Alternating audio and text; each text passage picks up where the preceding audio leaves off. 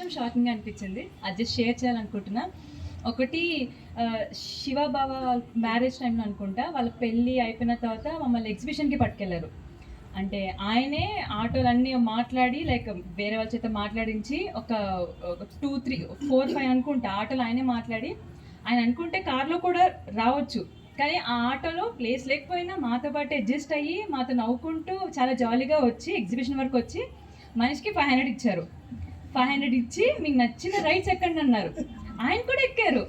అంటే generally father గారు కదా, కొంచెం భయం ఉంటుంది కదా, ఫాదర్ గారు ఉన్నారు ఆయన ముందు ఎలా ఎంజాయ్ చేయాలని ఉంటుంది. కానీ చిల్ అసలు ఫుల్ చాలా హ్యాపీగా జాలీగా వచ్చి మాతో రైడ్స్ ఎక్కి ఎంజాయ్ చేసి తర్వాత మళ్ళీ మమ్మల్ని మళ్ళీ సేమ్ ఆటోలో సేఫ్గా వెనక్కి పట్టుకొచ్చారు. మేము అసలు ఇప్పటి వరకు నూజివీడులో ఎగ్జిబిషన్ అంటూ ఎప్పుడైనా బాగా గుర్తు వస్తే అది జీవా ఫాదర్తో అనమాట, ద బెస్ట్. అదొకటి. ఇంకొకటి సతీష్ బాబాయ్ వాళ్ళ మ్యారేజ్. ఆ టైంలో నాకు ఒక 10-11 సంవత్సరాలు ఉండుంటాయి.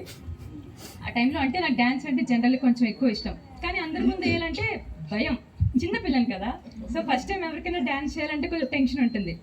జీవా ఫాదర్ ఆ టైంలో అక్కడ మ్యారేజ్ ఇక్కడ అవుతున్నప్పుడు మైక్ తీసుకుని ఒక యాంకర్ లాగా ఆయన అప్పుడు ఉన్నారనమాట. నాకేమో డ్యాన్స్ చేయాలని ఎవరో చెప్పేశారు, ఈ పిల్ల వేస్తుంది లేపించని చెప్తే ఆయన వచ్చి డ్యాన్స్ చేయన్నారు. ఫాదర్ నేను వేయలేను, కొంచెం భయంగా ఉందంటే, ఏంటి భయం, వచ్చు కదా నువ్వే, నీ వెనకాల నేను ఉంటా, నీ వెనక నేను కూడా వేస్తా అన్నారు. జోక్ చేస్తున్నారు అనుకున్నా. నేను వేయలేను ఫాదర్ అంటే, నేను వేస్తాను చూడు అన్నారు. అంటే ఆబ్వియస్లీ భయం ఉంటుంది.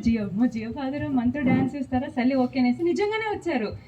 నాకు ఎంతో భయం ఉన్న నాకు ఫస్ట్ టైం ఇంకా ఆ రోజున ఆయన వేసినప్పుడు నేను ఆయన వేస్తున్నప్పుడు చిన్న చిన్న స్టెప్లే ఎంజాయ్ చేస్తూ వేసాం. ఇంకా అప్పటి నుంచి భయం పోయింది.